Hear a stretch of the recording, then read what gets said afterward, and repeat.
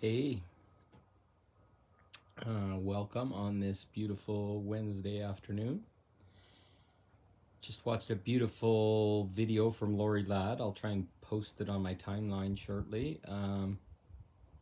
Where she talks, there's actually two videos that were excellent. But between the two videos, she talks about how we're negotiating through the collective shadow. And she talks like we are gladiators in an arena, and the collective shadow is the audience. So we're in that Colosseum, like in Rome. It's completely surrounded, and in the crowd are all these little dark figures that are cheering us on and poking us and shouting insults and other things. And I really loved it because that's exactly what I feel most days. There's this collective programming that we've all agreed to. A lot of it was manipulated from higher up for control, for coercing people, all these kind of things, but it's grown into our consciousness as the proper way to live and the way that needs to happen for you to be able to survive. And looking at this past month, from getting kind of forced out of my house and having to move and all the exhaustion and everything that happened, I can now look back at myself and look at the Paul that was standing there of the day he had to start moving and leaving the house and satisfying a landlord and cleaning it up and all that kind of stuff. I've not been healthy for a long time. I was in a constant state of fight or flight, of pleasing, of trying to be something that I was told I needed to be. And I agreed to it. And it was programmed in from birth. It's be a father, be a breadwinner, be the person that brings the safe home or roof over your head, etc. And you need that to be able. Let's start with, for example, owning a home. Owning a home means, let's start with the simple ones. Okay, you got to clean the house, and you got to clean the toilets, and you got to make meals for your family, and you got to do the upkeep, and you got to shovel the snow, and you got to mow the grass and vacuum and all that kind of stuff. And then what do you have in your home? Well, you got some kids in your home. Okay, well, you got to make sure they get to school and make sure that they have food and lunch money and new clothes and computers and internet works. And then you have all these bills. So you got to pay the gas and the water and the utilities and the sewer and the internet and TV and all this kind of shit. And just to even talk about that, I just get anxious. It's just kind of like a constant, like, hamster cage of things you got to satisfy, because a bill will come at the end of the month, and if the kids go to school and they don't have the nice clothes or whatever, then they're going to get ridiculed by the other kids, and there's this constant barrage of stuff that keeps me from presence, of keeps me in doing, of keeps me in pleasing and proving and meeting a societal expectation of, you got to have a house, and you got to be nice to the neighbors, and you got to pay your taxes and your utilities and all this kind of stuff. That was never part of the human experience. It grew into the human experience as it was all there, and we accepted it at each stage. But just feel into that, of how you got to satisfy and please, and then you have to be on this treadmill of making money to be able to fill all the little slots when they come up the end of the month. Okay, utilities have to be paid, kids have to get food, they got soccer fees, they got the million things. And how does that make you feel? Does that pull you out of presence? Does that make you forced? What happens if the kids come and it's like, okay, I can't give you any money today because the bank account's zero and I don't know how I'm going to pay the rent tomorrow? Well, that brings up a whole bunch of stuff. It's like, okay, great. Now we're terrified that we're going to lose the house and somebody's going to come and steal it from us, and we're going to be out on the street in cold, because that's what everybody says is going to happen. Now, what really happens is a whole bunch of different things. But in my experience, okay, I've moved to a smaller place. I'm sitting in a trailer. It's a place that's warm. It's a place I own. I'm not being illegal or whatever, and I'm sitting in this place that's much lower. People would judge me and say that I'm not as good, or I must have failed somewhere along the way, but I'm happy and I'm calm, and I don't have that crushing pressure of all those bills and all those meeting expectations. And it's freed me. And yes, I've spoken here and I've sat here and I've complained and said my ass is getting kicked and stuff. But at the same time, there's this peace growing inside. And there's a freedom now with all my stuff in storage and all my stuff. I can move on half a day's notice. Got to winterize the trailer, pack everything up and store it. And I could be anywhere in the world tomorrow. And I'm trying to look for places and stuff like that. But at the same time, that it just felt disgusting. None of them worked out. I went and found things, and then the people fell out right underneath me. So that's telling me something. I got to be ready in the moment, in the now, being present all the time to create things. So when it gets to the point where I'm going to have to move away from here because the weather's changing, I'm going to be free to go wherever the fuck I please. And all of a sudden my dreams are possible. Now it's not like, okay, well, I got to worry about getting the kids and making sure that the school and all this kind of stuff. The universe, by my choice, not to abandon my wife, because I still support her and ex-wife, but the universe is lining me up to do some things. My kids are almost out of high school, most of them, and I've always wondered if I start on this path, how am I going to be able to do that if I'm having to support a house and fill all these bills and all this kind of stuff? And the universe has found a way. It wasn't what I wanted or I chose, but it found a way. Now, Laurie Ladd spoke about trusting our resonance inside as another level of this. So now our higher self is starting to drive. Our higher self, like I'm up to, I think, about 99%. This morning I got it up to 100, a few points, where our higher self is completely driving the boat. And it's not like a voice inside of me is saying, do this, blah, blah, blah, blah. It's just a feeling. And right now the feeling is not to chase a job. The feeling is not to chase a place to live. The feeling is about being quiet and trusting that all my needs are going to be met. And they are. As long as I stay in the moment, and as long as I stay present, and as long as I don't get in fight or flight, just the knowing of what the next steps are.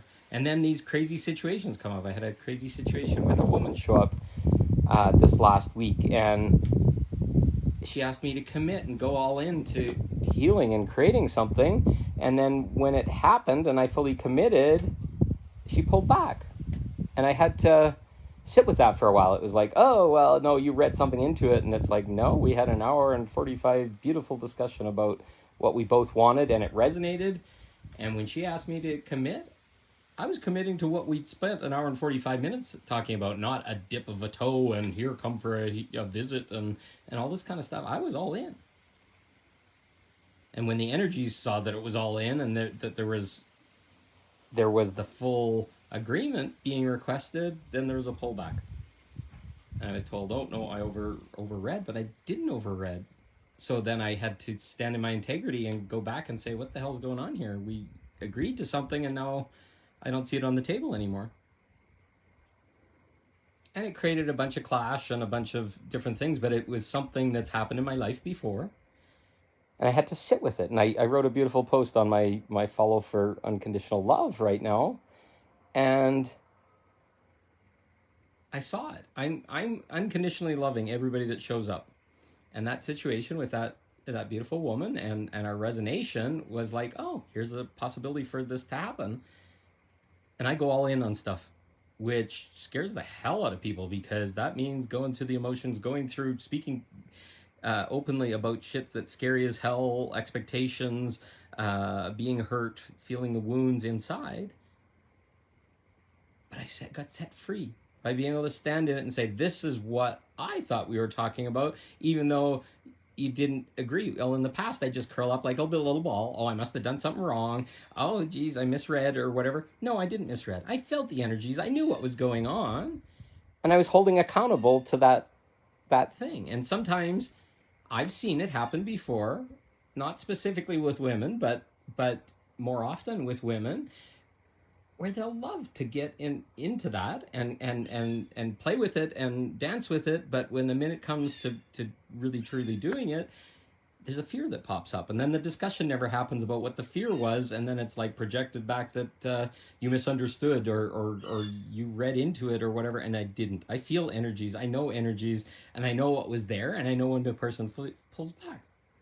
But by sharing that, I got to understand that that person has their own fears, their own work that they're doing, and to hold them accountable to what I heard, and then say it's okay as long as you admit to me that it changed. I'll change. And we pulled back and said we're both going our different directions. We're going to do our internal work more, and maybe that'll resume later.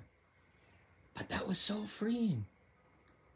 And I think it was freeing for her as well. And I'll never know, and I don't talk names or anything like that, but that exchange and the purity of this is what I felt and this is what hurt and this is what the feeling was, so that at least she could hear it back, I think was poignant. And that's the divine masculine speaking and holding in integrity and grounding people to their word. And I won't have to deal with that again, where our word is shared and then it's not followed through with. And because my reality is that's always followed through with. If I say I'm going to fucking do something, I'll do it. And if I don't follow through with it, call me on it, which is what I want. But if I didn't follow through with it, I maybe didn't understand it in the same way. So a little discussion helps, and then that in clarity. Because I want to be that divine masculine where I'm the rock and a woman can trust me and she can feel safe. Then I'm going to follow through and be the protector and be those things. But it's got to be discussed. If you expect me to be your protector, you expect me to be your lover, you expect me to help you with being a priestess or initiate you or whatever, I will do those things. If you ask for it, I'll agree. But you got to be all in too. There's no half-assed in this shit, because people get broken and hurt energetically if they go into processes and things that they're not ready for. And I won't let that happen. But it means really being vulnerable. So I'm sitting in this place of really peaceful and happiness, being vulnerable, expressing my emotions, calling people on stuff that maybe isn't easy, but it's all for my highest good. These are things and patterns and stuff that stuck with me my entire life. And I'm finally facing them and saying, I'm not wounded. I'm not that guy that never gets the girl. I'm not this whatever bullshit, because I'm calling on it. And it's never going to happen again where somebody says something, I believe it's one thing, I'm going to ask for agreements. I'm going to say, did I understand you correctly? And this is what you want as well. And agreed, and not find out afterwards that the person wasn't in their integrity enough to honor and say, well, they didn't mean it that way or whatever. It's great to sit and frolic in it. But the minute I speak the words and I say I'll do something and create the action, it's already implemented in my world. And some people don't do that. They don't believe that, but that's, I think, part of being the sacred masculine. They come out of my mouth and I say, so before I said I was going to North Carolina, I'm not going to North Carolina right at this point. I went all in on something that I thought was something, and it's not. So it's beautiful. But now I'm aware, and the clarity with that other person is aware, and that's how much less than a week things can change in this world when you're completely in the present. So I'm sitting in a new dream. All that stuff is going to happen now because I already initiated the energies. It may not be with that person, but that interaction created the passion for what I'm creating, and it's coming. It's already in play. It's already in place. I don't know who it's going to be with or how it's going to happen, but it's going to happen.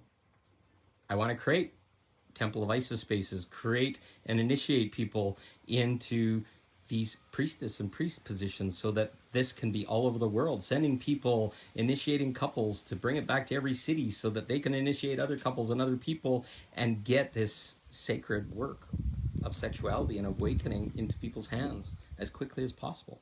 And that's part of my purpose. And I draw in and I set the intention to pull in the people that are ready to go to that space. But you got to be all in. And it might be a little crunchy because there's a lot of energy going to come up and all the triggers and traumas show up. But I'm fucking all in on participating with that with anybody that's ready. And I learned some lessons. Then I'm going to ask a hell of a lot more questions. And we're going to get an agreement that that's true before anything proceeds. Gift to me. Gift to them in holding in integrity. So I'm fucking hard. And it's grating on the emotions and scary and stuff all at the same time. But I feel so much bigger. I feel so much more a man. I feel so much in integrity. fuck, I'm happy. So that's what this process is. Defeating that collective shadow, going around the rules, the old ways of how it has always been, and choosing better, choosing different, and insisting on it. And then standing in my role as a masculine, standing in my role with this, feeling how it feels inside first, and then responding to what's showing up outside that's hurting, that's not in alignment, and doing it with integrity and truth, and not screaming and yelling and hitting and whatever, in saying, I understood it this way, and I really want to understand why you feel different. And in that comes this space for both, where both can be their little girl or their little boy or their scared part or whatever, but standing and being courageous and saying, that hurt. Let's try this different. Here's a way. This doesn't hurt. And then both are respected. Nobody was bad. It's all learning. It's nobody's doing it on purpose. It's just our trauma and our shit showing through. So this journey I've been on is polishing me and polishing the people that want to join up and participate. And we're all better for it. And the ones that come as the warrior, that can stand in their truth but still be respectful and speak calm words and walk away gently when it's not resonating, that's power. That's magic. And that's what this whole process is. So the next time somebody coming up and it's hurting or whatever, find out in you what it is, and then find a space, take a breath, breathe, until you can come back in respect and compassion. And if they come back and get aggressive or whatever, you can walk away. Or you can say, that's not acceptable in my world. Why are you doing that?